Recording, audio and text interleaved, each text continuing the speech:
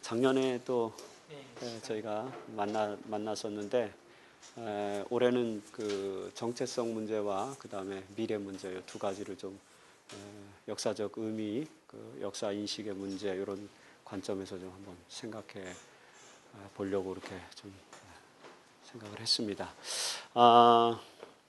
사실 우리가 그 철학적으로 나는 누구인가에 대해서는 이제 간혹 그 리플렉션을 하기도 하고 질문을 던지기도 하고 내가 누구인 나의 존재성에 대한 존재론적 물음들을 추구하기 하고는 하는데 과연 우리는 재림교회 교인 신자로서 재림교회란 무엇인가 이 부분에 대해서는 얼마나 많이 생각했었는가 이런 부분들을 좀 한번 고려해 보게 됩니다.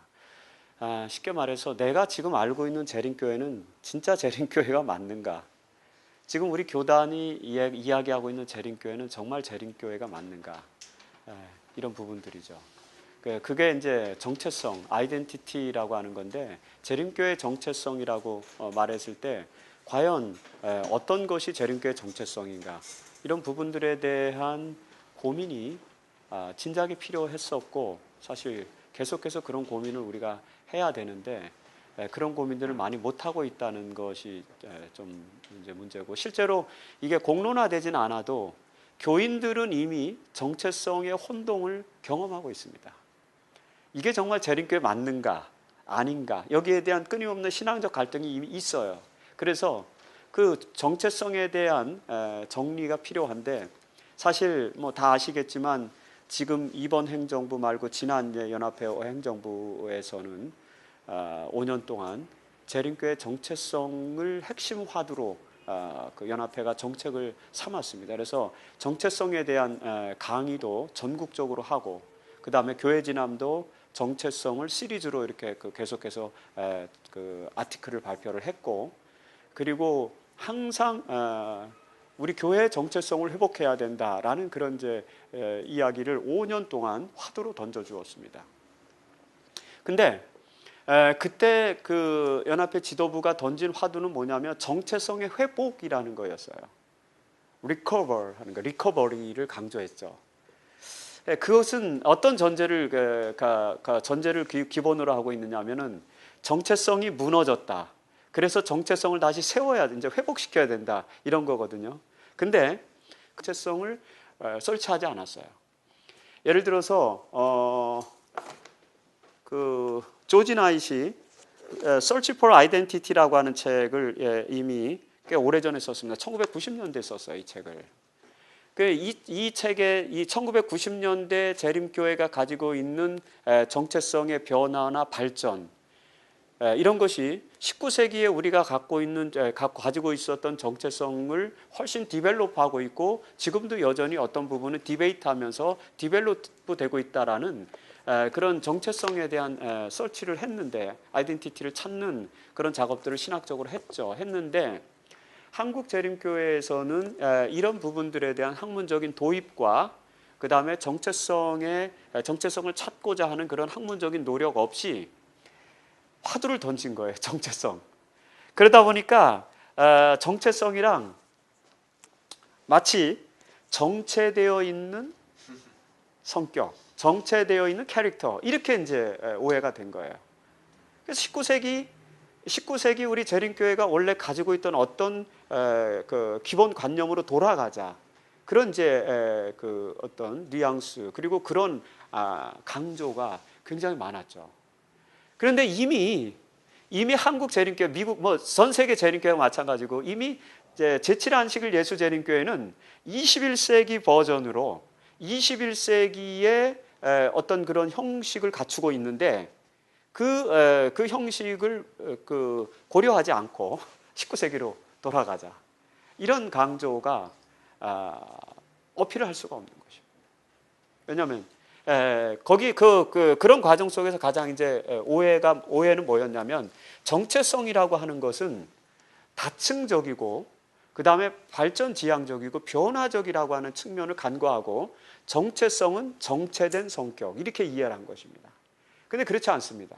뭐 제가 여러 번 뭐 많은 강조를 해오고 있지만, 예를 들어서 제가 이제 4학년짜리 아론이가 있는데, 이 아론이가 5살 때 구구단을 외우고 ABCD를 다 외웠어요. 잘하는 거죠. 근데 이 아이가 초등학교 4학년이 됐는데도 ABC만 하고 있고 구구단만 외우고 있다고 생각해 보세요. 20살이 됐는데도 ABC만 외우고 구구단을 외우고 있다. 그래서 이건 뭐 제 얘기가 아니라 정체성을 강조하는 여러 사회학자들의 공통된 의견인데, 이 레퍼런스를 보시려면은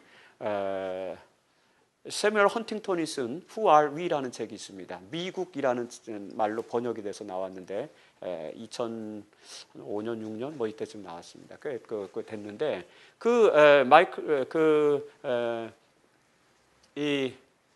세뮤얼 헌팅턴이 그 미국이라고 하는 책에서도 미국의 정체성을 이야기합니다. 미국이란 무엇인가 이렇게 이야기하는데, 많은 사람들은 미국 하면은 미국의 정신, 미국의 아이덴티티 하면은 딱 떠올리는 게 뭐냐면은 이거죠. WASP, White Anglo-Saxon Protestant. White Anglo-Saxon Protestant가 17세기에 영국으로부터 이주해서 18세기에 미국을 건국하죠. 그건 틀림없어요. 그건 17세기, 18세기 미국의 정체성입니다.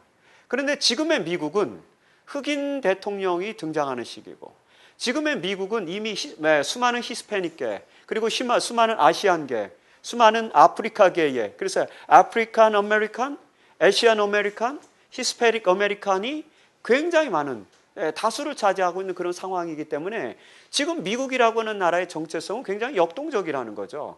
그래서 다층적이고 역동적이면서 시간의 흐름에 따라서 그 문화적인 발달과 흐름에 따라서 이렇게 발전되는, 디벨로프하는 그런 상황이다. 그래서 미국이라고 하는 나라를 이렇게 와스프스로 대표되는 한 정체성을 놓고 이것이 미국이다.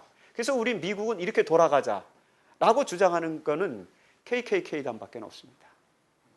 그렇지 않습니까? 미국이 KKK단이 그걸 주장하는 거예요. 그리고 오늘날의 미국은 정말 미국이 로마 제국의 영화를 꿈꾼다면은 미국은 기본적으로 톨레랑스를, 관용을 가져야 되고, 그리고 다층적인 그런 어떤 아이덴티티를 끌어안으면서 하나의 미국을 만들어야 되는 것입니다. 그래서 정체성이란 어떤 한 시점에 머물러 있는 특성을 말하는 것이 아니라 그 스팸 전체를 놓고 이렇게 그 아이덴티티를 봐야 되는데, 그런 아이덴티티는 디벨로프먼트하는 그런 성장하는 그런 특징을 가지고 있다는 거예요. 재림교회도 마찬가지예요. 재림교회도 19세기에 재림교회 신학이 완성된 것이 아니라 19세기에 우리가 이 마지막 남은 무리로서의 그런 기별들을 창출해내고, 그 다음에 그 기별들을 신학적으로 다듬어가는 그런 과정을 겪게 됩니다. 그래서 오늘 저희가 이제 그 단계별로, 시대별로 그 조지 나잇의 견해를 근거로 해서, 레퍼런스로 해서 좀 말씀을 드리겠지만, 재림교회는 시대 그 한 4번에서 5번에 걸쳐서 이렇게 시대적인 변화를 모색해서 오늘에 이르렀습니다.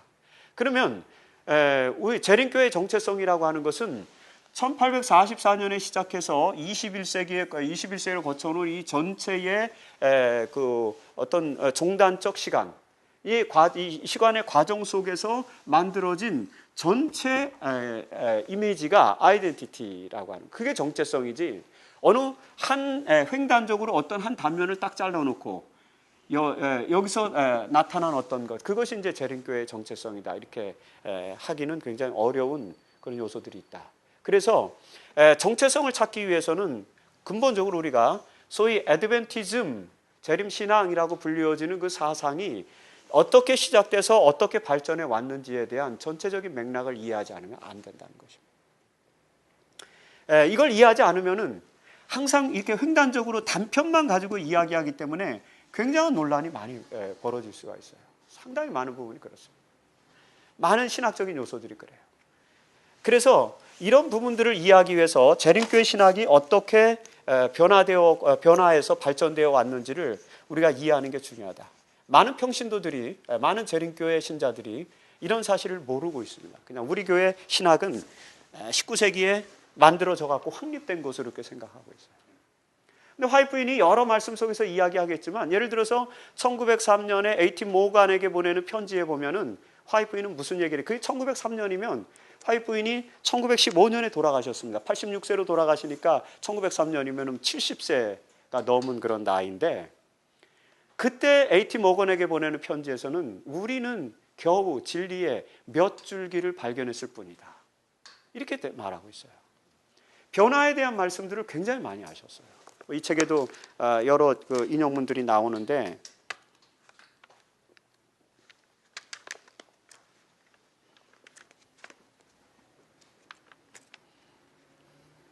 예를 들어서 여기 아까 제가 말씀드린 인용문을 한번 읽어드릴게요. 우리의 이해에는 발전이 이루어질 것이다. 왜냐하면 진리는 꾸준히 확장할 수 있는 것이며 진리에 대한 우리의 연구는 아직도 미완성이기 때문이다. 우리는 아직까지 겨우 빛의 몇 줄기만을 보았을 뿐이다. 이게 70대 중반에 하신 말씀이세요. 화이트 부인이 70대 중반, 1903년 대총회가 재조직하고 1901년부터 3년까지 재조직을 하거든요. 재조직한 이후에 이제 일어나요. 미니애폴리스 총회가 훨씬 더 지난 이제 총회가 지난 지 20년이 가까운 그런 시점이죠. 아직까지 겨우 빛의 몇 줄기만을 발견했을 뿐이다. 그래서 화이트 부인이나 제임스 화이트, 조셉 베이츠 같은 사람들이 공히 재림교회의 진리를 일컬어서 뭐라고 불렀냐면 present truth라고 불렀어요. 현대 진리라고 그래요. 현대 진리. 화이트 부인의 말씀은 우리가 지금 알고 있는 진리는 과거에는 몰랐던 진리이다. 오늘 이 시대에 우리에게 주어진 조명이요 빛이고 진리라는 거죠. 현대 진리라는 말은 그런 말이에요. 현재적 진리라는 뜻입니다. 이게 우리가 알고 있는 진리가 중세시대 때라든지 아니면 초기 교회 시대 때라든지 그때는 진리가 아니었었다는 거죠. 어떤 부분들은 예를 들어서 예수님 당시에 무슨 하늘 지성소에 대한 이야기가 있었습니까? 없었어요. 중세시대 때 있어서 전혀 그런 메시지가 없었거든요. 그 다음에 건강기별 같은 거 말입니다. 채식해야 된다. 이런 기별들이 물론 이제 레위기 11장의 기별은 있었지만 기본적으로 레위기 11장도 채식주의를 말하는 건 아니지 않습니까? 그렇죠? 육식을 하되 어떤 것은 먹고 어떤 건 먹지 말라는 거죠. 근데 화이트 부인의 기별은 뭐예요? 육식을 하지 말라는 기별이거든요. 이런 것들이 현재적 진리라는 것입니다. 현재적 진리. 다시 말해서 재림교회의 진리는 present truth이기 때문에 21세기 재림교회의 진리는 21세기 present truth가 돼요. 이 시대의 백성들과 이 시대의 사회에 이것이 진리로서 승화되지 않으면은 그건 현대 진리가 될 수 없는 것이죠. 그래서 일관되게 조셉 베이스와 제임스 화이트가 엘렌 G. 화이트이 강조한 것이 이제 현대 진리라는 그런 말을 강조를 한 것이죠. 그래서 이런 현대 진리의 특성답게 재림교회 기별은 점차적으로 점진적으로 발전해 옵니다. 그리고 그런 발전이 어떤 것은 발전이 아니라 디베이트가 되는 요소들도 있고 신학적 쟁점이 있어갖고 신학적으로 변화의 과정을 겪어오는데 그런 변화의 과정들 속에서 오늘 우리의 모습이 오늘 우리 재림교회의 모습이 구축되어져 있다. 재림교회 신학이 구축되어져 있다는 것입니다. 그런데 중요한 것은 이제 그런 변화의 흐름과 발전의 추이, 내용에 대해서 모르고 있다는 것이죠. 교인들이. 그래서 우리 스스로 뭐가 재림교회냐? 이걸 잘 모르는 거예요.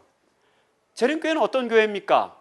그러면 예수님의 재림을 고대하고 안식일을 지키는 교회. 맞죠?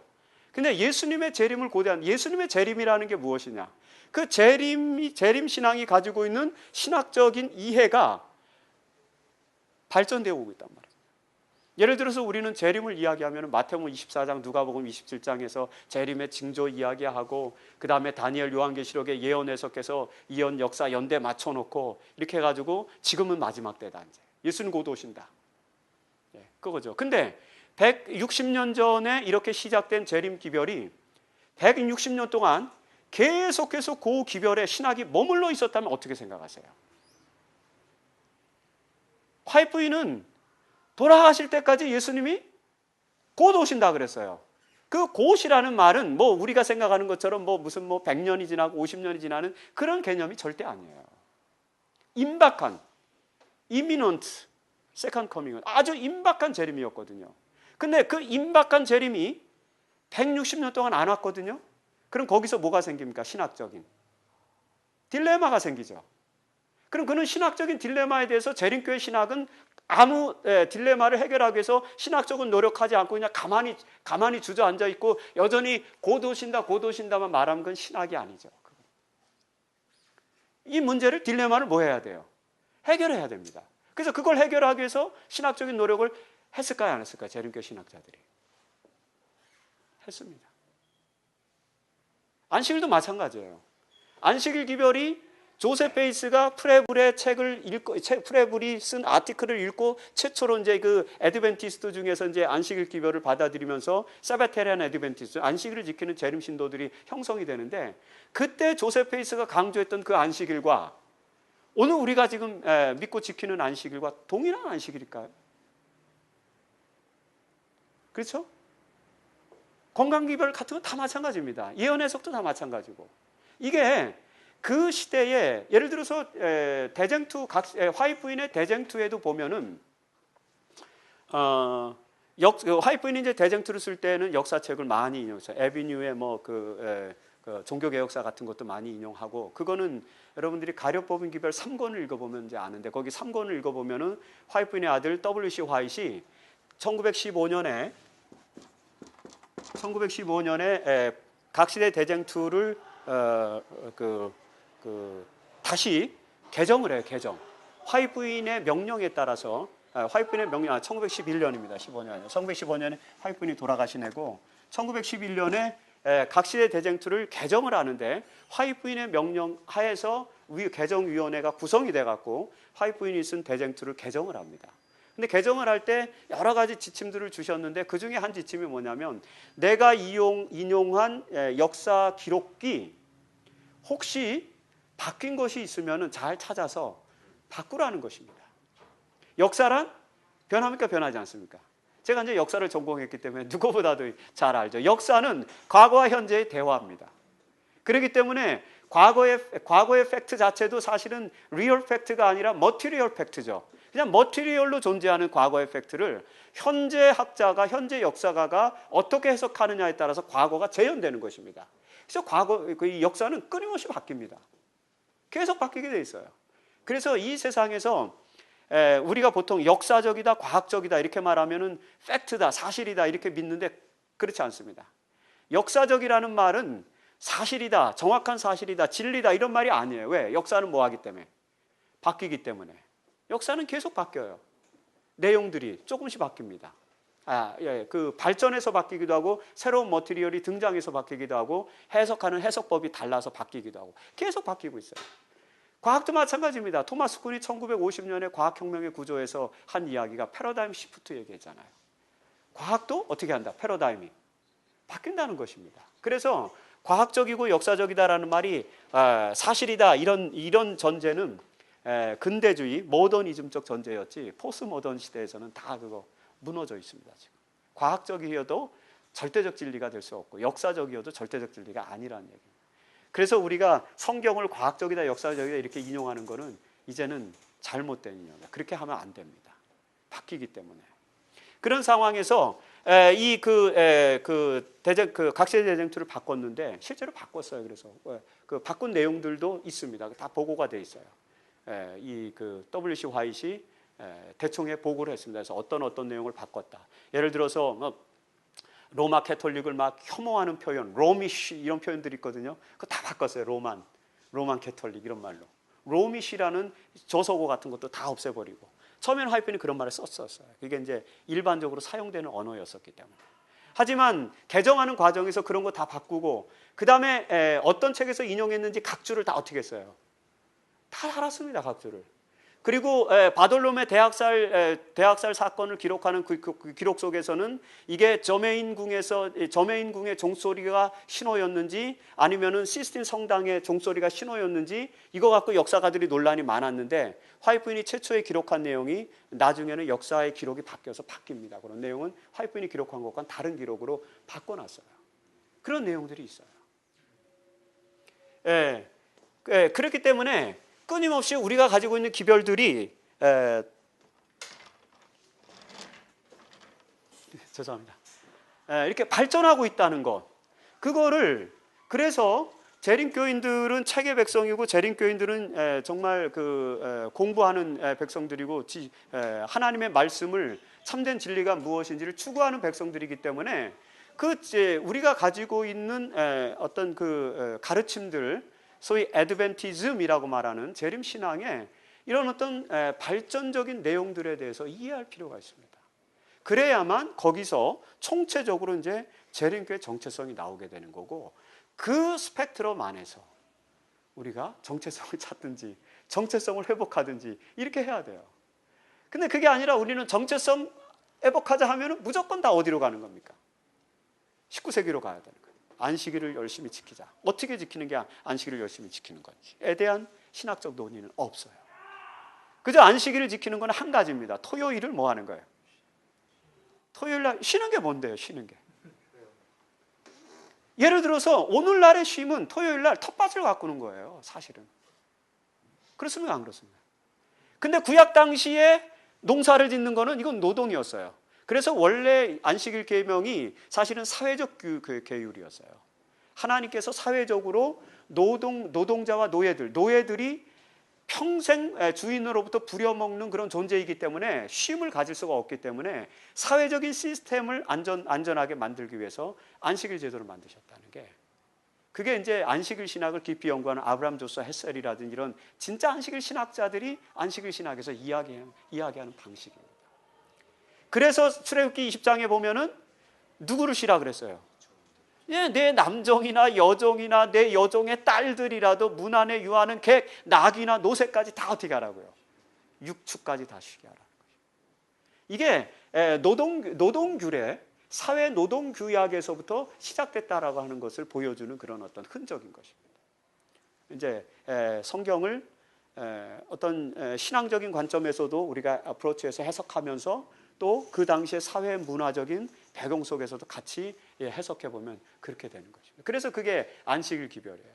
그러니까 오히려 오늘 우리 시대에는 안식일에는 아이들을 데리고 개척대원들을 데리고 와서 뭘 하는 게, 텃밭을 만드는 게 그게 진짜 쉼이라는 거죠. 참된 쉼이라는 게. 과거에는 육체적 노동의 중하로부터 쉬는 거였죠. 오늘날은 우리가 육체 노동을 합니까? 교수님 하세요?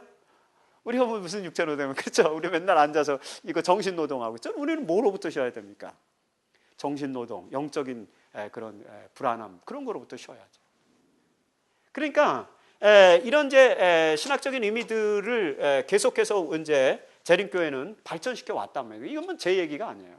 사무엘 바키오키가 안식일 신학을 이렇게 연구하면서 이 그레고리 유니버시티에서 교황청 대학에서 진짜 뭡니까 이 최우등 졸업을 하면서 받은 그런 논문, 거기서는 안식일이 어떻게 주일로 바뀌었는지에 대한 흔적을 이야기했고, 그 다음에 안식일 역사와 신학이라는 책을 써서 안식일 역사뿐만 아니라 뭘 다뤘어요? 신학을 다뤘어요. 티올로지, 안식일 신학. 근데 지금 재림교회는, 우리 한국 재림교인들은 안식일 신학에 대해서는 거의 들어보질 못했습니다. 안식일이 신학적으로 무슨 의미가 있는 날인지는 우리 가르치지 않아요. 우리 뭐만 가르칩니까? 안식일은 토요일이다. 변증적이고 논쟁적인 것만 가르치는 거예요.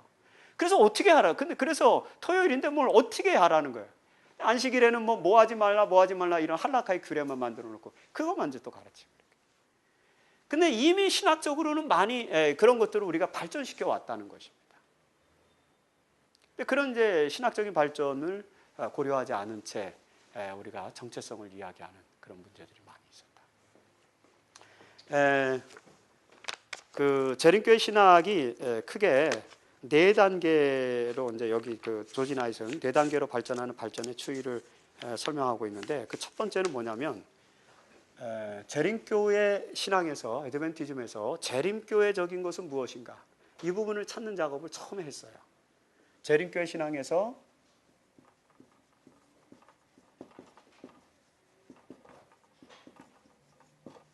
재림교회적인 것은 무엇인가? 이거를 이제 1885년 그러니까 미니애폴리스 총회가 있기 전까지 우리가 추구했던 것은 바로 이런 것입니다. 그래서 이 시기는 1888년 1888년이 진행돼 1888년의 미니애폴리스 총회 사건은 1886년부터 시작이 됩니다. 그 사건의 본질은 뭐냐면은 동부에 워싱턴을 중심으로 한 교단 지도부 이때 이제 대총회장은 G.I. 버틀러였고 총무부장은 유라이아 스미스였어요. 이 교단 지도부와 그 다음에 서부에 있는 캘리포니아에 있는 신진 학자들, 에이티 존스, 웨거너, 이제이 웨거너, 에이티 존스 이런 사람들이었어요. 신진 세력과 그 다음에 교단 지도부 간의 신학적 마찰, 그것이 미니애폴리스 총회의 본질입니다. 둘이서 싸웠어요. 근데 뭘 갖고 싸웠냐? 갈라디아 3장의 율법이 십계명을 포함하는 율법이냐, 십계명을 포함하지 않는 율법이냐, 이걸 갖고 싸운 거예요. 그래서 이 G.I. 버틀러가 갈라디아 3장의 율법이라는 책을 썼고, 율법. 그 다음에 이제이 와그너가 갈라디아 3장에서의 복음이라는 책을 써서 둘이 이제 싸운 것입니다. 십계명이 포함되냐 안 되냐 이런 걸 가지고. 그러니까 이게 1886년부터 이렇게 논쟁이 돼갖고 이 논쟁을 끌고 들어온 거예요. 미니애폴리스 총회에서. 화이트 부인이 이쪽을 지지했어요. 여기에 W.C. 화이트이 있었고 화이트 부인이 여기를 지지했고. 그러니까 교단 지도부에서는 이 사람들의 입장을 총회에서는 미니애폴리스 총회가요. 대단히 뭐 감동적이고 은혜스러운 총회가 아니라 완전히 난장판 총회였어요. 진짜 완전히 그냥 그 총회는 이 기별을 다 무시하고 받아들이지 않고 똘똘 여기 이 그룹이 똘똘 뭉쳐갖고 믿음으로 말미암는 일을 거부하는 총회였어요. 우리가 역사를 모르니까 미니애폴리스 총회하면은 믿음으로 말미암는 일이 채택돼서 재림교회가 신학적으로 성숙한 총회 이렇게 말하지만 그게 아닙니다. 그래서 조지 나잇은 이 사건 요것만을 기록한 책이 있는데 책 제목이 뭐냐면 Angry Saint예요. Angry Saints. 성난 성도들. 여기서 뭐 했다는 거예요? 둘이서 두 진영이 싸웠어요. 누가 이겼냐? 이쪽이 이겼어요. 왜? 뭐로 이겼어요? 그러면 권력으로 이긴 거죠. 어서리티를 이기는 거죠. 여기가. 그런데도 이 사람들의 메시지를 누가 지지했냐? 화이트 부인이 지지하면서 형식적으로는 여기가 승리했는데 그 다음부터는 계속 이 사람들이 강연에 불려나가는 거예요. 그러면서 화이트 부인이 이제 시대의 소망 같은 책들을 저술하기 시작하면서 재림교회 신학이 바뀝니다. 이거 아시죠? 그 전까지는 우리가 뭘 추구했냐? 이걸 추구했어요. 재림교회에서 재림교회적인 것은 무엇인가? 그걸 찾다 보니까 여기서 안식일 신학, 성소 신학, 영원불멸 신학 이런 이제 여러분들이 알고 있는 소위 신학들이 딱 형성이 됐는데 이때 이제 소위 재림교회의 랜드마크로 불려지는 5개의 핵심 교리들이 만들어집니다. 그 5개의 핵심 교리가 뭘까요? 첫 번째, 임박한 재림. 그 다음에 두 번째요. 신학이 발전된 순서대로 이렇습니다. 안식일은 좀 나중에. 요 하늘 성소가 제일 먼저 이제 재림은 원래부터 재림운동에서 왔으니까 재림신학은 기본이고요. 임박한 재림. 근데 1844년에 예수님이 재림하지 않은 문제, 이 문제를 가지고 이제 고민을 많이 했죠. 이 문제 때문에 1844년에 예수님이 재림하지 않으니까 여기서 두 부류가 이제 나왔는데 하나는 열린문 신학을 추구하는 사람이고 또 하나는 닫힌문 신학을 추구하는 그런 사람들이에요.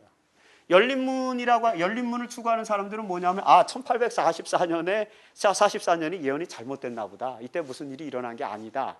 그래가지고 아직까지 성소의 문은 닫혀 있지 않다. 이렇게 해가지고 이제 나간 게 대다수의 무리들이 여기로 나갔는데 이 사람은 이제 그 재림운동에서 윌리엄 밀러의 운동을 서포트해줬던 조슈아 하임스라고 하는 아주 유명한 인물이에요. 사실은 윌리엄 밀러의 운동은 밀러의 운동이 아닙니다. 밀러는 굉장히 소극적인 사람이었어요. 그래서 요런데 뭐 요만한 교회 같은 데 가서 여기서 자기가 2300조 해석하는 것만 가르쳤다고요. 근데 그걸 누가 들었냐면은 이 그 조슈아 하임스가 그 기별을 들었어요. 조슈아 하임스는 당시에 그 목회자였으면서 굉장히 탁월한 공중 설교가, 공중 전도에 탁월한 이렇게 기획 매니지먼트를 잘하는 사람이었어요. 밀러의 기별을 딱 들어보니까 이거는 뭐 센세이션을 일으킬 수 있을 것 같아요. 그래서 밀러를 꼬셔가지고 뉴욕에다가 대형 텐트를 쳐놓고 집회를 하자 이거예요. 그럼 수천 명이 모일 거다. 밀러는 그저 20, 30명, 40, 50명 모인 교회에서 설교했다고요. 그걸 가지고 계속해서. 그런데도 영향력을 줬는데 이제 1844년에 조슈아 하임스가 이 기별을 받아들이고, 그래서 조슈아 하임스가 이제 어레인지를 해갖고 밀러를 데리고 다니면서 이제 뉴욕에다 큰 대형 천막, 막 5천 명씩 들어오는 그런 대형 천막을 쳐놓고 전도 집회를 한 것입니다. 이게 이제 제1차 대각성 운동, 제2차 대각성 운동, 그 운동이 벌어지고, 운동을 할 때 찰스 핀이라든지 뭐 이런 사람들이 이제 그 티모시 드와이트 같은 사람들이 써먹던 방법이에요. 그 부흥사들이 써먹던 방법, 그걸 이제 활용한 거예요. 이게 그 돈을 모아다가. 그래가지고 윌리엄 밀러 운동이 삽시간에 미국 전역으로 퍼지면서 이제 5만 명, 이렇게 5만에서 7만 명의 재림 신자들을 모으는 그런 역동적인 계기가 된 사람이 조슈아 하임스. 근데 조슈아 하임스는 결국에는 열린문 신학으로 가서 1844년이 아닌가 보다. 이렇게 해갖고 알바니 총회에서 이제 사람들을 모았는데 거의 대부분의 애드벤티스트들은 다 여기로 갔습니다. 여기로. 하지만 이 그룹은 갔지만 예언적 구심력이라든지 이런 어떤 신학적 그런 핵심이 이제 사라졌잖아요. 그러니까 처음에는 막 몰려서 갔지만 이게 계속해서 신학적 역동성을 상실했기 때문에 유지할 수가 없어서 여기는 다 해체가 돼버려요. 그래서 대부분 다 자기 교회로 돌아가든지 교회를 떠나든지 신앙을 떠나든지 하면서 이건 없어져 버려요. 그리고 이제 남은 것은 다친문 신학인데 1844년에 무슨 일이 있었다. 그리고 이제 그 예언은 이제 끝났다. 문은 닫혔다. 이제 뭐가 성소의 이제 그 성소의 문 닫혔다. 이제 문은 닫혔고 예수님은 어쨌든 이제 그 재림할 건데, 근데 1844년에 이 문이 닫혔다는 게 도대체 뭘 의미하느냐? 요걸 가지고 고민했는데 한 부류는 요거를 영해, 그 스피리추얼라이제이션 하고 영적으로 이걸 해석해서 그냥 두루뭉실하게 이렇게 넘어가고, 그 다음에 나머지 하나는 분명히 이때 뭐가 일어나긴 일어났는데 그래서 문은 닫혔는데 그게 뭐냐? 이걸 이제 연구하는 그룹이 있어요. 작은 그룹이 있어요. 요게 이제 여기서 재림교회가 나옵니다. 그러니까 재림교회는 최초의 시작이 뭐였냐면 닫힌문 신학으로 시작됐어요. 이제는 구원의 문이 닫혔고 예언은 끝났다. 처음 2300주야 예언은 완전히 종결됐기 때문에 더 이상 남은 시간은 없고 이제 다 종결됐고, 그래서 이 이전에 재림운동에 가담한 사람들만이 이제는 구원받는 사람들이 될 것이다.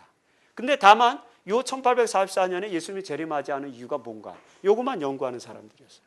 그래서 재림교회는 기본적으로 신학이 닫힌문 신학입니다. 처음에 폐쇄적이에요.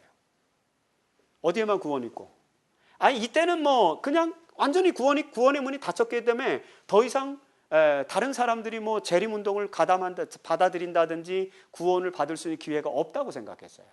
애드벤티스트들 중에서 이제 신실한 남은 무리들만 구원받는다, 이렇게 생각을 했거든요. 그런데 이런 닫힌문 신학이 이제 재림교회가 시간이 지나면서 열린문 신학으로 바뀌는 것입니다. 왜요? 가장 중심적인 이유가 뭐냐? 이것 때문에 그래요. 계시록에 보니까 뭐가 열렸어요? 성전이 열리고, 그렇죠? 지성소가 이렇게 지성소가 열리는 것이죠. 그래서 재림신자들이 하늘 성소의 문은 닫혔지만 문은 열린 거예요. 지성소의 문이 열렸다. 그래서 이제 저기 두움이나 이런 데서는 지금은 지성소 시대다 이런 얘기를 또 여기다가 이제 묶어갖고 이제 설명하는 거예요. 지성소 문이 열려서 이제 우리는 지성소로 들어가기 때문에 지금은 무슨 시대다? 지성소 시대다. 이건 뭐 두움의 고유 해석이 아니라 이건 ML 앤드리어슨이 1940년, 50년에 가르치던 마지막 세대 신학이라는 게 있어요. Last Generation Theology라고. 그게 지금 한국교회 신앙 20, 30년 하신 대부분의 교인들은 거의 대부분 그분들이 알고 있는 신학은 전부 Last Generation Theology. 전부 다 그래요. ML 앤드리어슨의 신학이에요. 그래서 물어보면 다 그래요. 뭐 여러분들, 저도 뭐 그 1980년도에 처음 재림교회 들어왔는데 그 뭐 80년대 제가 신학 들어오기 전까지 교회에서 장로님들에게 들은 설교는 다 그런 거예요. 마지막 시대 도표 그려놓고 언제 뭐가 일어나고 언제 뭐가 일어나고 무슨 일이 일어나고 뭐 이렇게 뭐 늦은 비성령은 언제 일어나고 그 다음에 뭐 늦은 비성령이 일어나면은 뭐 야곱의 한란을 통과할 거냐 안 통과할 거냐 뭐 이게 라스트 제너레이션 티올로지입니다. 이게 에멜 앤드리어슨 신학인데 에멜 앤드리어슨 신학은 이미 1950년대에 신학의 변화와 더불어서 에멜 앤드리어슨 신학은 사실은 재림교회에서 비주류 신학으로 이미 전환돼 버렸다. 근데 그 신학이 아직도 제가 모르긴 해도 아마 설문조사해 보면 나올 거예요. 우리 재림교회 신자들의 한 70% 이상은 다 라스트 제너레이션 티올로지 갖고 있을 겁니다. 그리고 그것이 뭐라고 생각하는 거예요? 정체성이라고 생각하는 거예요. 그게 재림교회 정체성이라고 생각하는 거예요. 그런 부분 이제 신학적인 역사의 흐름을 이제 이해하지 못하니까 그런 것입니다. 하늘 성소가 나와서 이거는 뭘 한 거냐? 결국에는 1844년에 예수님이 재림하지 않은 문제를 해결해 주는 이게 해결점이 된 거예요. 해결점. 그래서 예수님이 어디로 가셨다는 거예요? 지성소로 가셨다. 어디 성소에 예수님이 AD 31년에 승천하신 다음에 어디로 가셨어요?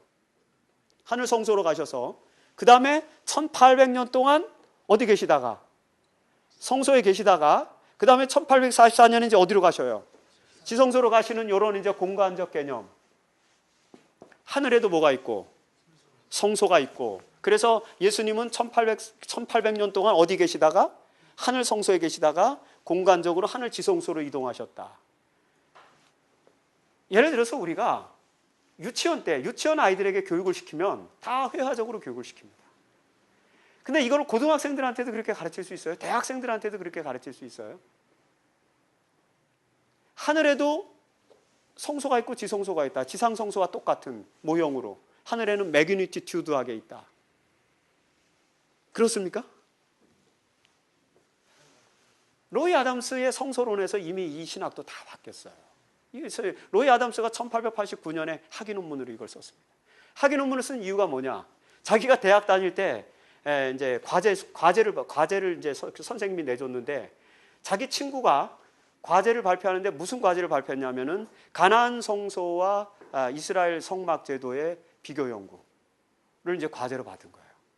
그래서 이 아이가 발표를 하는데 가나안인들이 이렇게 제사를 드릴 때 그 가지고 있는 성소의 구조와 이스라엘의 성소 구조가 비슷한 거예요. 근데 출애굽기 25장 7절에 보면은 이스라엘의 성막은 못대로 만들었어요. 예.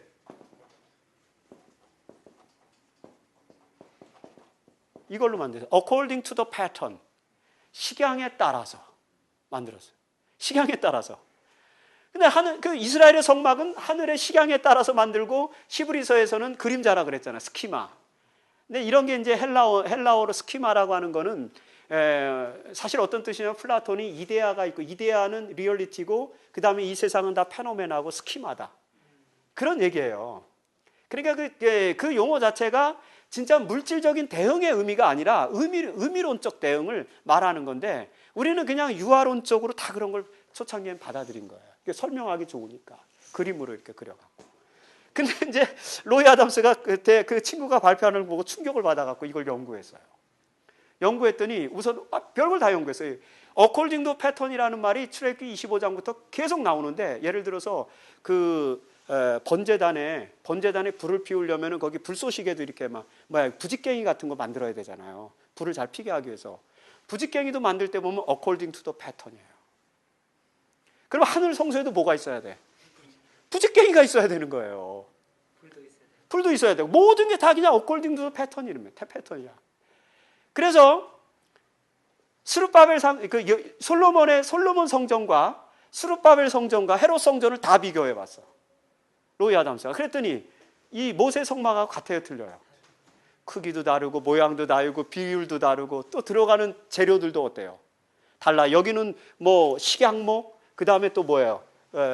식양목으로 이렇게 그 기둥을 만들고 그 다음에 거기다는 이제 뭡니까 이 그 세마포로 쳐서 담을 만들고 이래야 되는데 스룹바벨 성전도 그 조각목으로 돼 있고 그 다음에 세마포로 돼 있습니까? 아니죠. 다 돌로 쌓았죠. 근데 그 회망, 뭡니까? 이게 조각목, according to the pattern이에요. 그 다음에 이 세마포, 이거 다 뭐라고요? according to the pattern이라. 돌도. 돌에는 이제 예루살렘 이제 이미 솔로몬 성전 가면 according to the pattern은 이제 나오지도 않아. 그러면 예루살렘 성전은 가짜인가? 이 모세의 성막만 진짜 하나님의 것이고 나머지는 다 가짜인가? 문화로 옷 입혀 있으니까. 이렇게 얘기하는 것입니다. 재림교의 정체성은 모세 성막이 진짜 정체성이고 나머지 솔로몬 성전, 스룹바벨 성전, 헤롯 성전은 다 뭐다? 페이크다. 그거는 다 왜곡된 거다. 그래서 어디로 돌아가야 된다? 성막으로 돌아가야 돼. 성소를 지으려면 뭘 세워야 돼요? according to the pattern에 따라서 조각목을 세워야 되고 그 다음에 세마포로 둘러싸야 그게 진짜 성소다. 이렇게 얘기하는 거하고 똑같은 거예요. 그래서 로이 아담스가 더 생츄어리에서 이제 그 박사학위 논문을 쓰면서 이게 원래 박사학위 논문은 유라이아 스미스의 성소론과 문제와 그 다음에 발렌저, 우리 교회를 떠난 발렌저의 이론과 그 다음에 M.L. 앤드리어슨의 이론, 이 세 개를 비교하는 연구를 썼어요. 그리고 이제 나중에 학위를 받고 난 다음에 더 생츄어리라는 책에서 이 문제를 구체적으로 다뤘죠. 그거는 functional meaning이다. 기능적인 걸 말하는 거지. according to the pattern이라고 하는 거는 이 physical corresponding을 말하는 게 아니라 functional meaning을 말하는 것이다. 그러면서 이제 기능론적 의미로 설명을 했죠. 하늘의 성소가 있다. 어떤 성소? 피지컬 이게 타버네클, 피지컬 템플이 아니라 어떤 펑셔널한 의미로 있는 것이다. 그래서 이제 이런 문제들을 이게 다 이미 1990년대, 91년도에 나온 책이에요. 로이 아담스의 책이. 그거 연합회에서 제가 복원돼 있을 때인가 2004년인가 그거 번역했어요. 번역해서 다 이제 하늘 성소라는 책으로 교인들이 다 읽거든요. 그거 번역 나왔을 때 목회자들이 엄청나게 전화했습니다. 왜냐하면 지금까지 우리가 배운 성소론하고 완전히 다른데 어떻게 연합해서 이런 책을 번역할 수 있느냐 이렇게 이제 얘기했어요. 한국교회 신학의 수준입니다. 그러니까 하늘 성소에 대한 믿음으로 회복해야 된다, 돌아가야 된다. 이게 19세기 크로이저와 한과 누굽니까? 이런 사람들이 처음에 발견했던 크로지어가 데이스타지의 발표에서 화이트 부인도 그래 맞아 이게 하늘 성소의 진리야 이렇게 극찬했던 그것이 아니라는 얘기죠. 거기서부터 이미 벌써 우리는 상당히 많이 신학적으로 발전을 생각해 보세요. 만일에 그 시대 그거 그대로 이렇게 머물러 있었다면 재림교회가 어떻게 이 시대에 렐러번트한 프레젠트 트루스를 갖고 있겠습니까? 아니에요. 그런데도 지금 교인들은 성소 그러면 하늘에 뭐가 있어야 돼요? 성소가 있어야 돼요. 뭘로? 건물로 말이에요. 물질적으로. 이게 그러니까 원래 기독교는 이제 유대교에서 시작됐지만 기독교 신학은 결국에는 헬레니즘하고의 융합, 신플라톤주의하고 네오플라토니즘하고의 결합을 통해서 기독교 신학이 만들어졌거든요. 그러면서 하늘의 개념, 하나님에 대한 개념 이런 것들이 굉장히 이제 이렇게 철학적으로 발전했는데 그런 것들 그냥 특별한 의식 없이 그냥 이 세상하고 3차원 세계하고 똑같은 세계를 보는 거예요. 하나님의 나라도 거기는 우리와 차원이 다른 세계인데 제가 차원 얘기할 때마다 이제 설명해 드리는 게 있는데 예를 들어서 요건 3차원입니다. 그렇죠? 입체니까요. 입체죠. 근데 이 3차원을 2차원으로 투영시켜 보면 어떤지 아십니까? 예를 들어서 요 3차원의 물체를 2차원으로 이렇게 투영시키면 여기에 상이 어떻게 맺힙니까? 동그라미가 맺히죠. 이렇게. 2차원의 세계 사람들은 요거를 보고 동그라미다 이렇게 설명하는 겁니다. 근데 이게 만약에 잘려져 있다고 생각하시고 이렇게 있으면은 여기 그 그림자가 어떻게 비칩니까? 2차원에서는 사각형으로 비치죠. 어떤 사람은 요건 A학파, 요건 B학파가 등장하는 거예요. A학파는 우리가 실험해 보니까, 우리가 연구해 보고 사색해 보고 검토해 보니까 이거는 지금 이 물체는 어떻다? 동그랗다 이거예요. 맞아요, 틀려요? 이 차원에서는 한 부분 맞는 거예요, 한 부분만. 그 다음에 어떤 학파는 요렇게 비춰보고 무슨 소리냐? 우리가 연구해 보니까 이건 뭐다? 사각형이다. 물병을 놓고 3차원의 물병을 놓고 2차원에서는 동그라미다 네모다로 싸우는 거예요. 누가 이깁니까? 이렇게 싸워갖고. 삼위일체는 똑같은 거예요. 삼위일체는 하나님은 고차원의 존재인데 고차원의 존재의 특성을 3차원의 우리의 인식과 이론 가지고 이성 가지고 설명하려고 그러니까 어떤 사람은 이렇게 설명하고 어떤 사람은 이렇게 설명하고 어떤 사람은 이렇게 설명하고 계속 우기는 거예요. 네, 그게 아닌데 뭐 봐라 이거지. 그럼 또 어떤 사람은 이거라고 얘기하고. 이게 답이 다 맞습니까? 성경에 공교롭게도 삼위일체는 또 안 쓰여져 있어요. 거기 네. 요한복음 1장에 나오는 그 요한복음 1장은 이제 로고스가 나오는 거고 그 로고스 기독론 때문에 사실 삼위일체 이단이 나온 거예요. 어떤 면에서는 로고스 기독론이 삼위일체를 이해하는데 굉장히 중요한 단서가 되기도 하지만 헷갈리는 그런 도구가 되기도 합니다. 굉장히 복잡해요. 그래서 오리게네스의 로고스 기독론이라든지 아리우스가 삼위일체를 부인하고 나간 게 기독론, 로고스 기독론 때문이에요. 네, 그 역사를 보면 그렇습니다. 굉장히 복잡한 문제예요. 이 세상 끝날 때까지 해결 안 됩니다. 왜요? 이건 무슨 문제니까? 차원의 문제. 그래서 여러분들 교회 가서 삼위일체 같은 거 논력 붙으면은 이거 설명할 필요 없어요. 굳이. 하나님은 한 분이고 세 분이다. 이게 삼위일체라는 말인데 왜 그러냐? 이거는 차원이 다른 존재이기 때문에 우리가 알 수 없어서 그렇게 표현합니다. 이 세상에서는 어떤 설명도 이거 A 유형 이렇게 하나 그 삼위이지만 결국에 한 분이다라는 개념으로 설명한 사람 칼 발트예요. 그 다음에 무슨 소리냐? 삼위로 계시다. 이게 몰트만의 해석입니다. B 유형이에요.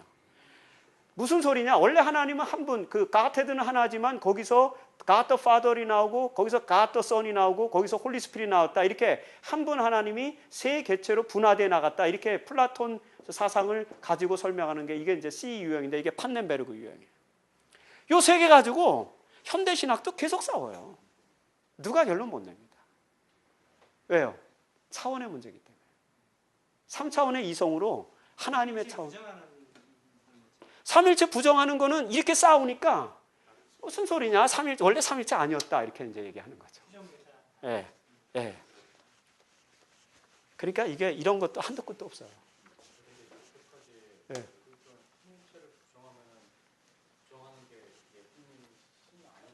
네. 네, 그렇습니다. 예수님이 결국에는 예수님도 피조물 중에 하나다. 인간과는 다르지만 태초의 근원에 피조된 때가 있었다. 그래서 하나님으로부터 발현된 존재이기 때문에 하나님과 동등되지는 않다. 아리우스 얘기예요. 아리우스 얘기고 그게 아리우스 얘기뿐만 아니고 그게 이제 16세기 들어와서는 소지노스라고 하는 이성주의 신학을 하는 사람이 나와서 소지니안이라고 하는 그 분파가 나오는데 그 소지니안에서 그게 이제 이신론이라든지 자연신론 이런 게 나올 때 인간의 이성으로 신학하는 방식을 연구하는 그런 그룹에서 나온 거예요. 그게 소지노스에서 나오고 그거를 18세기, 19세기 미국에서 발전시켰는데 그게 유니테리아니즘이에요. 유일신론 사상. 유니테리아니즘은 미국 사회의 굉장히 보편적 사상이었고 토마스 제퍼슨이 유니테리아니스트였어요. 그냥 미국에서는 지성적이고 이지적인 사람은 거의 유니테리아니즘을 믿었는데 그 유니테리아니즘 사상을 핵심적으로 갖고 있던 교단이 크리스천 커넥션이었고 그 크리스천 커넥션에 제임스 화이트와 우라이아 스미스 같은 사람들이 소속돼 있었기 때문에 재림교회는 초창기에 유니테리아니스트였다. 그래서 물론이죠. 그래서 재림교회는 1888년 이전까지는 삼위일체를 믿지 않는, 그래서 공식적인 스테이트먼트에 삼위일체가 안 나와요. 재림교회 공식적인 빌리프가 제일 처음 나오는 게 1872년 유라이아 스미스가 만든 25개 교리인데 25개 빌리프인데 거기에는 유니테리아니즘으로 나옵니다. 하나님 한 분만 소개돼요. 화이트 부인은 대부분의 시간 동안에 침묵을 유지하셨어요. 그러다가 미니애폴리스 총회 때에 이제 와이거너가 예수님을 높이는 그런 설교를 하면서 예수님의 신성성을 이제 계속해서 이제 강조하기 시작하면서 시대 소망을 기록하면서 예수님의 신성을 강조하고 삼위일체에 대한 공식적인 선언이 나와요. 그래서 재림교회에서 삼위일체에 대한 문건이 오피셜 스테이트먼트에 제일 처음 등장하는 게 1930년 윌콕스에 의해서 만들어진 스테이트먼트가 처음으로 나옵니다. 거기에 그전에는 이제 삼위일체 신학이 확립은 되어 있었지만 오피셜 스테이트먼트에는 처음으로 나와요. 그래서 이열북을 저희가 다 조사해 보면 1931년 이열북의 서문에 SDA 오피셜 스테이트먼트에 이제 삼위일체가 정식으로 들어갑니다. 네. 최근에 그 삼위일체를 주장하는 재림교회 그 일부 네. 문자도 보던데요. 네?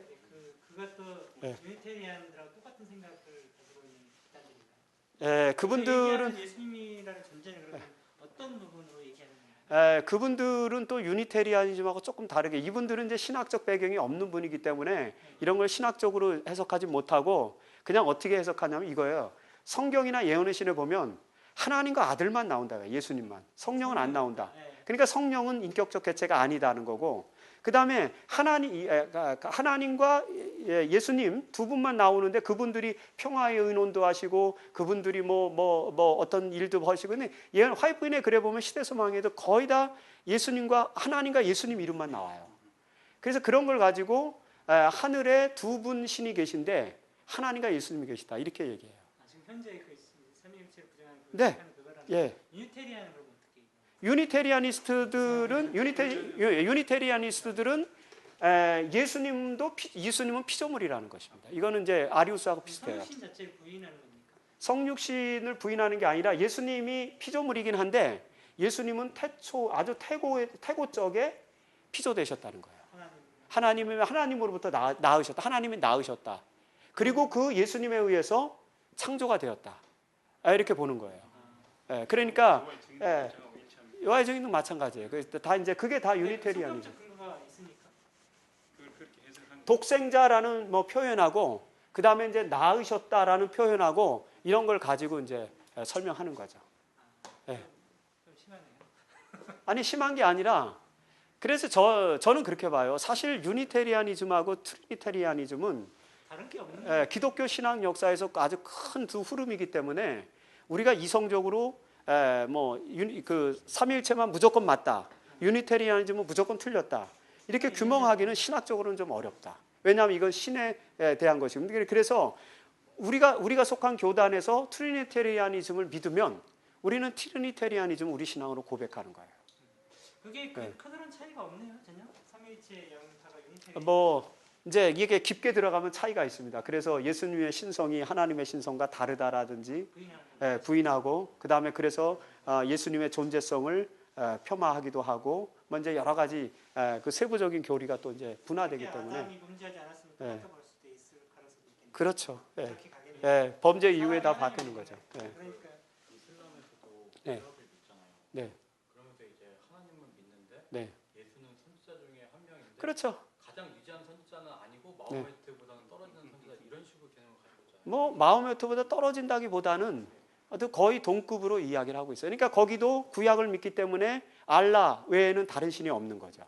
그게 네. 아까 얘기한 아리우스나 이런 것들하고 좀 다른 게 있는 거예요. 거기하고는 정신적 교감은 없었어요. 근데 자생적으로 알라의 유일신 사상을 발전시키다 보니까 이제 예수 그리스도의 존재를 그냥 하나의 구루, 하나의 정신적 그 선생 정도로 그래서 마호메시단이나 선지자 그룹에 집어넣는 거죠. 그거는 굳이 아리우스주의하고 이 그 정신적 교감을 하지 않아도 쉽게 이렇게 추론할 수 있는 부분이니까 크게 어려운 건 아닌 거죠. 왜냐하면 유대인 자체가 예수님을 메시아로 인정하지 않고 야훼 하나님 한 분만을 받아들이기 때문에. 이제 기독교에서는 삼위일체가 나온 이유는 단 한 가지예요. 예수님이 어떤 존재냐, 그걸 규명하는 과정 속에서 삼위일체 신학이 나온 것입니다. 그래서 이제 그 성경에도 보면은 예수님이 예를 들어서 베드로가 마태복음 16장 16절에 보면 너희는 나를 누구라 하느냐 이렇게 물으니까 베드로가 뭐라고 대답해요? 주는 그리스도시요 메시아시요 살아계신 하나님의 아들이니다 이렇게 고백하잖아요. 근데 마가복음하고 누가복음에는 다르게 나와요. 마가복음하고 누가복음에서는 그냥 메시아입니다 이렇게만 나와요. 근데 마가복음하고 누가복음은 메시아입니다 이렇게 나오고, 마태복음에는 메시아시며, 그러니까 그리스도이시며 하나님의 아들이다 이렇게 나오거든요. 그러면 최초에 정말 그때의 베드로가 한 말은 뭐였을까요? 모르죠. 신학은 그런 겁니다. 그런 거를 따져 묻는 게 신학이에요. 최초에 뭐래? 이거 사실 이것만 연구해 갖고 신약하게 대가가 된 사람이 예레미야스라고 하는 신학자가 있어요. 이 사람은 예.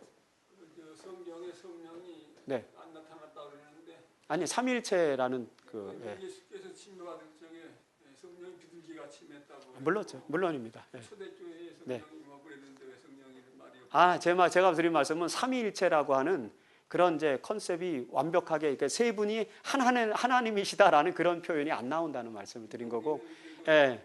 당연히 그건 네. 군사부일체, 부부일체 이런 걸로 이제 삼일체다 이렇게. 근데 그렇게 이제 군사부일체, 부부일체 이렇게 하면은 두 신이고 세 신이지 한 신은 아니라는 거죠. 실제로는 군사부일체면은 임금과 스승과 아버지가 따로따로 있는 거죠. 이게 몰트만식 방식이에요. 제가 왜 교수님 말씀드린 게. 예. 분명 하나님 따로 있다 이런. 그러니까 그게 이제 몰트만식 방식이고요. 칼 발트는 그게 아니라 태양은 하나인데 태양체가 있고 빛이 있고 열이 있다. 이렇게 설명하는 방식 있죠. 그거는 결국에는 존재론적으로 한 개체에 대한 설명이기 때문에 그건 칼 바르트식 방식이고, 이게 다 있어요. 그런 유형들이. 삼위일체 예. 유형이 세 개가 있네요. 유형이 세 개예요. 그래서 제가 사실은 이 부분에 대해서 제가 박사학위 논문을 좀 써볼까 하고 연구를 해본 적이 있기 때문에 이 부분에 대해서는 굉장히 깊게 연구를 해놨어요. 근데 저 같은 지식인들이 네. 저만 그러는 건 아닐 것 같아요. 네, 특히 재림교회 지식인들은 아까 말씀하신 것처럼 재림교회에 이르러 온 빛이 일부의 가닥에 불과하다는 그런 네. 관념이 있기 때문에 네. 확실히 삼위일체에 대한 관념을 모르면 네. 이런 의문점이 느껴지거든요. 혹시 네. 저 빛이 네. 이런 느낌이 느껴지기 때문에 네. 거기에 대한 그 명확한 어떤 논문이라도 필요할 것 같긴 하거든요. 네. 그래서 삼일체에 대한 부분은 제가 그 목양자에 한번 게재를 했고요. 연합에서 요청을 해가지고 목회부에서 요청을 해갖고 제가 좀 어렵게 쓰겠습니다. 이렇게 양해를 구하고 썼어요. 왜냐하면 재림교회가 삼위일체에 대해서 정말 역사적으로 어떤 논쟁 때문에 삼위일체가 나왔는지에서 한 번이라도 가르치거나 아티클을 쓴 적이 있느냐 제가 물었어요. 그건 없습니다. 제가 안 읽어 못 봤기 때문에.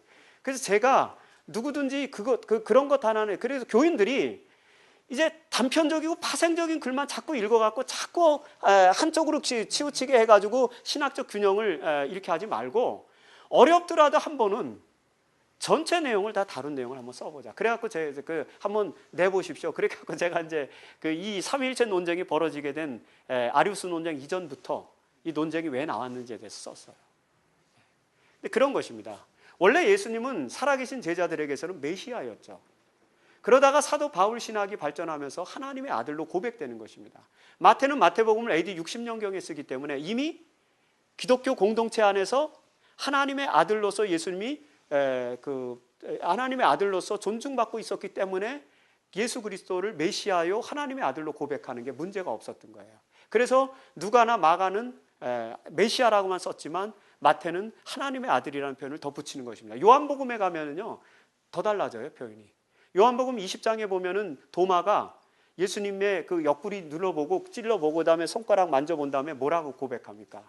나의 주시요 나의 하나님이시니다 이렇게 고백해요. 데오스라고 고백합니다. 도마가 마태와 마가와 동시대 사람이에요. 그런데 동시대 사람인 도마가 과연 예수님을 향해서 당신은 데오스입니다, 하나님이십니다 이렇게 고백했을까요? 도마가 그런 고백을 했다고 기록한 것은 요한의 기록인데 요한은 AD 100년경에 98년에 기록하기 때문에 예수님에 대한 존재성이 이제 어떻게 되는 거예요? 하나님으로 고백되는 그런 문화적 배경을 갖고 기록하는 것입니다. 그래서 표현이 역사적 시대에 따라서 달라지는 것입니다. 그러면서 예수님이 데오스가 돼버렸어요. 그러면은 God the Father하고 예수님이 이제 충돌되잖아요. 하나님이 두 분이 있게 됐잖아요. 이것에 대해서 로마의 헬레니즘 사상을 받은 그런 로마의 지식인들에게 공격을 받게 됐고, 그 공격에 대해서 학문적으로 대처하면서 나온 게 트리니타스라는 테르툴리아누스의 표현입니다.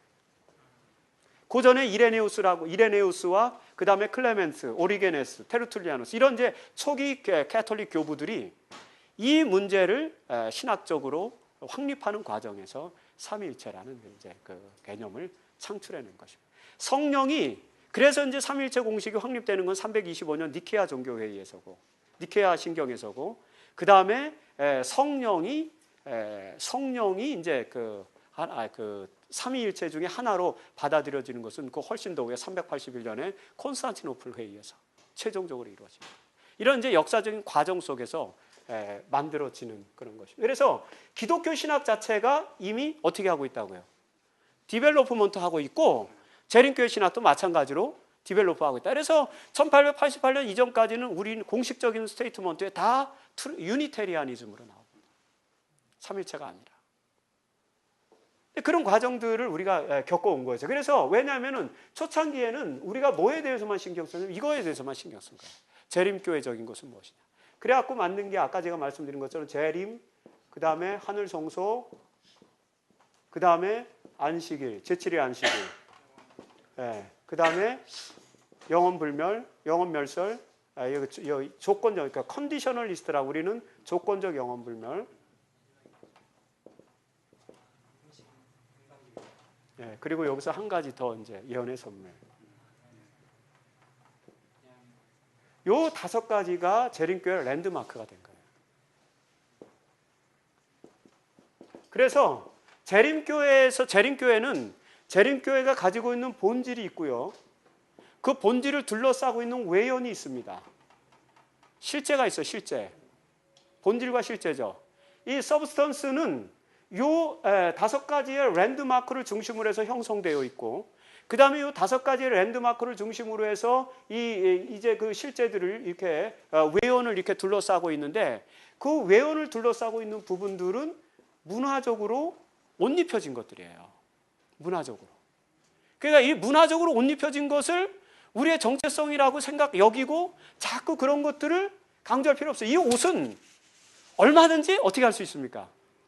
바꿔 입을 수 있어요. 조선시대 때는 우리가 한복을 입고 다니지만 지금 뭐 한복 입을 필요는 없잖아. 양복 입고 다니고. 이렇게 이 옷은 얼마든지 바꿀 수 있는 것입니다.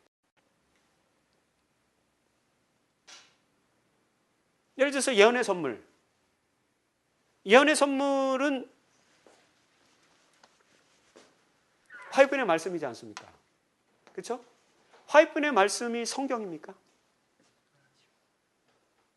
이제 확실하세요? 성경 말씀 아니세요? 아니죠. 그럼요. 예언의 선물이죠. 근데 왜 재림교회는 파이널 어서리티는 예언의 신으로 갑니까? 막 논쟁하다가도 예언의 신에 나오면 이렇게 하면 딱 어떻게 돼요? 끝입니다. 논쟁 끝. 그냥 예언의 신이 승리하는 것입니다. 이걸 누가 했느냐? M.L. 앤드리어슨이 대가였어요.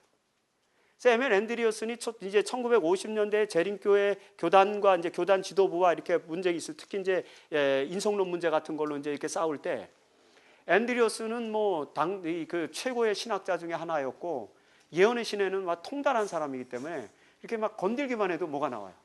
줄줄줄줄 예언의 신이 쏟아져 나와요. 앤드루스 대학 학장이었습니다. 학장은 아니고 교수였죠. 신학과 교수였죠. 이분을 누가 제어했느냐? 이분을 제어한 사람이 70년대 재림교회 신학의 영웅인 해펜스톨이라고 하는 학자예요. 해펜스톨은 어떻게 제어를 했느냐? 앤드리어슨이 예언의 신으로 말하면 해펜스톨은 뭐로 말해요? 절대 예언의 신 안 써요. 왜요? 예언의 신 써봐야 뭐 그 앤드리어슨에게는 안 돼요. 앤드리어슨만큼 예언의 신에 박식한 사람이 없었거든요. 그러니까 예언의 신은 일체 안 쓰고 뭐로 하는 거예요? 성경만으로. 그래서 이 젊은 해펜스톨이 일약 대총회 지도부의 눈도장을 확 찍은 거죠. 아, 이 사람이 누구를 제어할 수 있는 사람이에요. 앤드리어슨을 정서적으로 이렇게 컨트롤할 수 있는 사람이니까 해펜스톨이 떴죠. 그러니까 해펜스톨의 제자들이 이제 앤드루스 신학을 잡는 것입니다. 그 해펜스톨의 제자가 누구냐? 데스몬드 포드 같은 사람. 데스몬드 포드는 해펜스톨을 또 어떻게 한 거예요? 극단으로 밀고 가는 거예요. 그래갖고 교단에서 결국에는 해펜스톨의 지도도만. 네, 데스몬드 포드가 제일 그 데스몬드 포드가 믿음으로 말미암는 일을 강조했는데 그것 갖고는 아마 쫓겨나지 않았을 거예요. 왜냐하면 많은 학자들이 데스몬드 포드를 그 믿음으로 말미암는 일은 상당히 지지를 했어요. 근데 그 믿음으로 말미암는 의는 사실은 이 칼뱅주의적인 거예요. 그 신학의 그 구원론의 균형이 맞지 않은 것입니다. 그럼에도 불구하고 이미 70년대 재림교 신학의 70년대 재림교 신학은 지나치게 우리가 행함으로 말미암는 일을 강조하다가 미니애폴리스 총회 때 믿음으로 말미암는 일이 강조됐는데 다시 1920년 이후에 근본주의로 돌아가면서 다시 또 어디로 가요? 행함 쪽으로 다시 가요. 그래서 앤드리어슨의 마지막 세대 신학이 나옵니다. 그러면서 우리가 행함으로 말미암는 의가 지나치게 강조되니까 신학의 흐름이 다시 이제 어디로 갈 때쯤이에요? 믿음으로 말미암는 의로 돌아올 때쯤에 나온 사람이 헤펜스터예요. 그렇기 때문에 그때 70년대 믿음으로 말미암는 의 가지고 데스몬드 포드는 교단에서 쫓겨날 이유는 없었어요. 근데 쫓겨날 이유가 뭐냐면 화이트 부인의 영감성을 부인했기 때문에. 포드가 화이트 부인의 영감성을 부인하게 된 그 신학적 그 자양분은 어디서 온 거예요? 헤펜스터의 에토스에서 온 거죠. 에티튜드. 그런 일련의 모든 우리 재림교의 어떤 그 신학의 흐름과 발전이 그런 어떤 사상의 유형과 이렇게 맞물려 있습니다. 그래서 예언의 신에 대한 우리의 입장도 초창기에 그러니까 19세기에 이해하던 것과는 완전히 다릅니다. 지금. 그런데 예를 들어서 19세기에는 예언의 신을 어떻게 이해했냐면 A.T. 존스 같은 사람, 프레스콧 같은 사람들 초창기 지도자들이 전부 축자 영감을 믿었어요.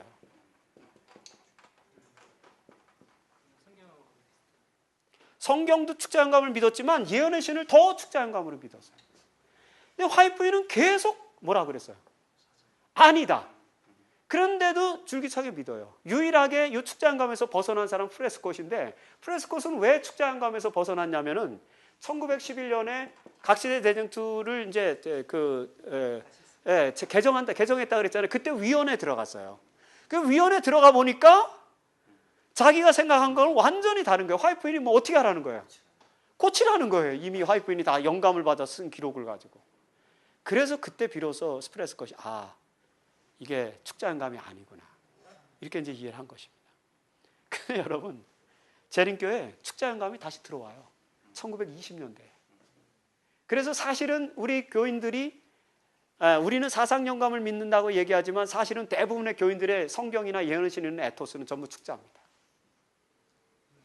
읽는 그대로예요. 문자 그대로 읽습니다. 다 그래요. 거의 90% 이상이 그럴 겁니다. 아니 이번에 대총회 BRI에서 이 영감론 문제는 지금 현존하는 디베이트 문제입니다. 지금 재림교회 신학 안에서 가장 논쟁이 많은 문제가 이건데 사상 영감이냐 축자 영감이냐 이거 갖고 논쟁이 많은데 최근에 BRI에서는 축자 영감이라는 말을 일부 사용을 합니다. 그러니까 재림교회 신학이 지금 어떻게 하고 있는 거예요? 네. 그렇습니다. 그게 뭐 여러분 이런 부분에 대한 논쟁적인 책이 굉장히 많아요. 이거 다 번역해야 되는데 저도 그런 것만 좀 하라고 시키면 좀 좋겠는데 그러면 막 하겠는데 지금 뭐 시간이 너무 없어갖고 못 하는데 진짜 이런 논쟁 쟁점들이 굉장히 많이 있습니다. 이게 시간이 너무 많이 가서 제가 이제 대충 마치고 이제 혹시 궁금한 거 있으면 더 그렇게 하도록. 책 뒷부분도 한 번씩. 예. 그래서 이제 두 번째는 재림교회적인 것 이제 1888년부터 1915년까지 재림교회에서 기독교적인 것은 무엇인가 이걸 이제 추구했어요. 그래서 믿음으로 말미암는 의 같은 게 나와요. 여기서는 행함으로 말미암는 의였잖아요. 율법을 지켜야 구원을 얻고. 근데 믿음으로 말미암는 의가 나온 게 뭐냐면은 갈라디아 3장 율법 문제예요. 갈라디아 3장에 보면은 율법이 몽학 선생으로 나오는데 이 몽학 선생이라고 하는 거는 그 실체에게로 이끌어주는 그런 어떤 전령과 같은 그런 역할을 하는 존재잖아요. 그러니까 이 몽학 선생으로 나오는 율법이 의문의 율법일까요? 십계명을 포함한 율법일까요? 몽학 선생이요? 십계명도 그러면 예수님의 십자가로까지 인도해 주는 율법이고 십자가에서 폐해집니까? 그런 의미의 갈라디아 3장. 성경 있으세요? 처음에는 제가 정확히 기억하는 건 처음에는 그 의문의 율법이라고 배웠다가 네. 최근에는 십계명을 표현하는 율법을 배웠습니다. 누구한테 이렇게 배우셨어요? 배운 게 아니라 설교 말씀 가운데 이게 사상이 바뀌더라고요. 내가 예전에 10년 전에 그렇게 안 들었는데 네. 최근 한 5년 전인가 어디선가 그런 얘기를 분명히 들었던 것 네. 같아요. 십계명 포함하니까 예, 사실 굉장히 이제 중요한 쟁점. 이 문제가 미니애폴리스 총회를 만들어냈고 앵그리 세인트의 주범이 된 문제니까. 여기 갈라디아 3장 23절 보세요. 믿음이 오기 전에 우리는 율법 아래 매인바되고 계시될 믿음의 때까지 갇혔느니라. 이같이 율법이 우리를 그리스도께로 인도하는 초등교사가 되어 우리로 하여금 믿음으로 말미암아 의롭다함을 얻게 하려 함이로다. 믿음이 온 후로는 우리가 초등교사 아래에 있지 아니하도다. 십계명이 그러면 초등교사는 십계명이 들어갑니까? 믿음이 온 후로, 예수님이 온 후로는 초등교사 아래, 이제 율법 아래 있지 않다. 믿음이 온 이유는 율법 아래 있지 않다. 네. 그래도 포함될 것 같은데요. 믿음이 온 이유는 율법 아래 있지 않으니까 우리가 십계명 아래 있지 않잖아요. 그 십계명 안 지켜도 됩니까? 아니 그런 의미가 아니라 모세 율법은 안 지켜도 되고. 그러니까 율법 아래 있다라는 것이 네. 그걸 안 지켜도 된다는 것이 그러니까 아니라 여기서 이제 말하는 율법은 십계명을 포함하는 율법일 수 있느냐, 아니면 모세 율법만을 말할 수 있느냐. 이건 대단히 센시티브한 논쟁이었어요. 그런 의미에서 그렇죠. 옛날엔 더군 지금도 여전히 지금도 교인들한테 물어보면 답 못합니다. 왜냐하면 이 부분에 대해서 화이트 부인은 결론을 내렸느냐? 노입니다. 안 내렸어요. 화이트 부인은 갈라디아 3장의 율법이 십계명을 포함하는 율법이다라고 강조하는 존스와 와그너는 좀 자제하는 듯한 표현을 하셨고, 하지만 존스와 와그너가 예수를 높이고 이렇게 주는 기별은 절대적으로 재림교회가 받아들여야 될 기별이다. 이렇게 높였어요. 전체적으로는 존스와 와그너 기별을 높였지만 갈라디아 3장 율법의 해석만큼은 결론을 내리지 않아요. 화이트부인. 굉장히 이게 이제 그것뿐만 아니라 화이트부인은 굉장히 많은 신학적 쟁점에 대해서 이제 유라이아 스미스 같은 사람들이 어떤 신학적 이론을 예를 들어서 열불에 훈족이 들어가느냐 안 들어가느냐 이런 문제 굉장히 심각한 논쟁이었거든요. 매일 드리는 제사가 뭐냐, 그 다음에 아마겟돈 전쟁이 뭘 의미하느냐 이런 걸 가지고 교인들이 싸웠어요. 신학적으로. 그러면 화이트 부인이 살아계실 당시 우리의 기대대로라면 그런 논쟁이 막 벌어지면 화이트 부인은 어떻게 해줘야 돼요? 딱 해결해 줘야 되죠. 근데 화이트 부인은 절대 해결 안 해주고 뭐라고 말씀하시는지 아세요? 싸우지 말라. 그런 것은 구원에 중요한 것이 아니다.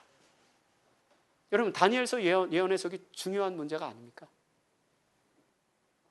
지금 우리 지금 재림교인들이 다니엘서 요한계시록의 예언 해석 문제 이게 맞느냐 저게 맞느냐 논쟁 벌이면 그 문제 중요한 문제입니까? 중요하지 않은 문제입니까? 그게 왜 중요해요? 화이트 부인도 안 중요하다 그랬는데. 구원에 있어서 중요하지 않으니까. 그래. 중요하지 않으니까. 근데 우리는 지금 재림교회는 화이트 부인이 돌아가시고 난 이후로 화이트 부인의 말을 듣는 사람이 거의 없어요. 아니 실제로요. 이게 역설이라니까요. 그게 왜 그러냐면 앤드류슨 같은 신학자들이 많이 나와서 그래요. 그래서 기독교적인 것을 애써 찾았는데 이게 1915년까지 이걸 애써 찾았는데 세 번째 패러다임으로 바뀌면서 1920년대 들어서면서 재림교회가 뭘 추구했느냐? 재림교회 안에서 재림신앙 안에서 근본적인 것은 무엇인가? 이걸 추구했어요. 펀더멘탈리즘으로 갔어요. 근본주의적인 것. 이게 이제 1920년부터 1950년까지 이 논쟁이 벌어져요. 그래서 여기서 축자영감이 들어오고 그 다음에 마지막 세대 신학이 나오고 예언의 신이 굉장히 강조되면서 예언의 신에 대한 문자적인 그런 해석들이 강조되고 그러면서 여러분들이 알고 있는 한국 재림교회의 여러분들의 부모님들의 신앙이 꼴지어진 거예요. 네. 그게 만들어진 거예요. 그런데 우리가 대개 정체성을 이야기하면 어디로 가려고 그래요? 여기로 가려고 그래요. 여기로.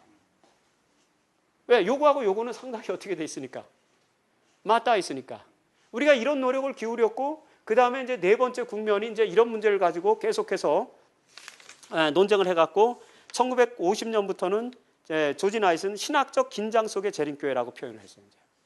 이때는 이제 신학적 긴장을 겪게 되는데 이 신학적 긴장 속 이 긴장이 나오게 된 이유가 뭔지 아세요? 1940년대에 앤드루스의 석사학위, 박사학위가 만들어져요. 그러면서 재림교회 안에 이제 어떤 사람이 등장해요? 학자들이 등장하죠. 1950년대 바이블 코멘터리가 만들어져요. 바이블 코멘터리는 어떤 책이냐? 예언의 신에 의거하지 않고 성경을 해석할 수 있는 방법을 제시한 책입니다. 그래서 바이블 코멘터리에는 항상 화이트부인의 코멘터리는 맨 뒤쪽에 따로 모아놨어요. 그리고는 성경 전체를 순수하게 예언의 신과 상관없이 성경적인 이해와 그 역사적인 신학적인 근거만 가지고 해석을 했죠. 그래서 재림 교인들이 이 바이블 코멘터리가 나온 다음부터는 성경을 뭐 없이도 예언의 신 없이 해석할 수 있는 길을 열어준 거예요. 그걸 의도하고 대총회가 바이블 코멘터리를 만든 겁니다. 그리고 학자들이 이제 그 석사학위 박사학위가 만들어지면서 석박사 학위자들이 나오고 재림교회 안에도 이제 학자들이 나오니까 학자들이 이제 그 의식 깨어있는 의식을 가지고 재림교회가 가지고 있는 이런 어떤 내용들을 우리가 보다 더 자세하게 이해하기 위해서도 노력해야 된다. 그래가지고 SDF 포럼을 결성을 해요. 그러니까 그 포럼에서 펌 파운데이션이라고 하는 책자를 만들죠. 나중에 그게 80년대 와서는 저 강병국 씨 그가 이제 속해 있는 그 호프 인터내셔널 거기서 자기네들 접지를 펌 파운데이션 견고한 토대라는 이름을 붙여가 자기네가 이제 그거를 인용해 갖고 붙여가지고 자기네가 만드는 거예요. 사실은 펌 파운데이션은 재림교회 유산입니다. 원래 1950년대 학자들에 의해서 포럼에서 나온 자료집이에요. 그래가지고 성경을 고고학적으로 해서 이제 그때 이제 여러분들 아시는 호은 박사라든지 이런 사람들 니콜, FD 니콜, 그 다음에 룰로이 프룸 이런 이제 쟁쟁한 신학자들이 막 나와가지고 그런 사람들에 의해서 성경을 고고학적으로 해석해야 되고 역사적으로 해석해야 되고 문화적으로 해석해야 되고 신학적으로 해석해야 되고 이런 그래서 창조론이 또 강조되고 이런 이제 다양한 학문적 시도들이 막 쏟아져 나왔어요. 그러면서 이 안에서 한편으로는 예언의 신의 영감성을 부인하는 책들도 나오고 그러면서 이제 싸우고 그 다음에 예수님의 인성론 문제 가지고 이제 대립하고 그런 부분들로 여기서 이제 신학적 디베이트가 만들어지기 시작합니다. 그래서 이때의 신학적 긴장 속에서 소위 그 역사주의를 이 재림교회적인 것 또는 근본주의적인 것 이것으로 돌아가려고 애를 썼던 M.L. 앤드리어슨 계열에서는 이 자기들의 입장을 역사주의라고 말하고 그 다음에 기독교적인 것이 무엇인지를 추구하고 월터 마틴 같은 사람들하고 이렇게 이제 일련의 신학적 대화를 나누면서 우리가 좀 더 기독교적으로 보이게 하고서 노력하는 그런 움직임들은 신신학이라고 부르는 것입니다. 예, 그래서 역사주의와 신신학 논쟁이 이때 벌어지는 거예요. 그러면서 이 역사주의와 신신학 이 대립이 사실 이때는 이런 규정 없이 이제 그 무엇이 진실이냐 갖고 싸웠는데 나중에 그런 역사를 1980년대 들춰내면서 이제는 신신학 대 역사신학 논쟁이 벌어진 거예요. 그게 80년대 논쟁. 이런 상황이고. 그리고 재림교회는 요 논쟁이 벌어지면 아까 이제 1970년대 해펜스토리 나왔다 그랬죠. 1970년에 해펜스토리 신학의 어떤 중심을 잡고 이 믿음으로 말미암는 의를 강조하는 신학적으로 이렇게 강조되면서 이때의 소위 이제 재림교회의 한국 재림교회의 신학자들이 이때 앤드류스 가서 공부를 하고 돌아와서 재림교회 신학을 막 확립하는 초창기. 그때 이제 뭐 신경 목사님이라든지 오재일 목사님이라든지 이런 분들이 한국에 와서 70년대 후반에 80년대에 강조한 것이 바로 해펜스토리 신학, 믿음으로 말미암는. 그래서 믿음으로 말미암는 의라는 신학이 이제 그때의 우리 한국 재림교회에서는 이제 발전이 되고. 근데 그 믿음으로 말미암는 의를 이런 신학적인 그 역사적인 그런 어떤 스펙트럼 속에서 접근하지 않았기 때문에 여기에도 이제 구원론의 어떤 그 전달 과정에서 문제가 있고 지금도 한국 교회가 이런 문제로 해결되지 않는 그런 신학적인 어떤 딜레마 이런 거를 가지고 있습니다. 그래서 뭐 저도 뭐 제가 뭐 저도 잘 몰라요. 그리고 우리 재림교회의 신학은 굉장히 낙후되어 있다. 이것만은 너무나 분명한 사실이다. 그러다 보니까 정체성 논쟁 나오고 그리고 이제 우리 재림교회가 미래에 어떻게 갈 거냐 이런 부분들에 대해서 논의하게 되면 굉장히 어렵고 난해한 그런 문제들이 자꾸만 나오게 되는 것입니다. 미래에 이제 재림교회 미래를 우리가 설계하려면 그런 재림교회는 어떤 방향으로 가야 되냐, 우리의 정체성을 어떻게 형성해야 되느냐, 그리고 앞으로 어떤 것들이 쟁점이 될 거냐 이런 부분들에 대해서 우리가 역사신학적으로 예측하고 그런 부분들에 대한 신학적 대안을 만들어 가야 됩니다. 그런 부분들을 아마 우리가 다음 시간에 다음 달에 같이 또 얘기를 나눠보면 좋겠습니다. 네, 오늘은 너무 시간이 많이 가갖고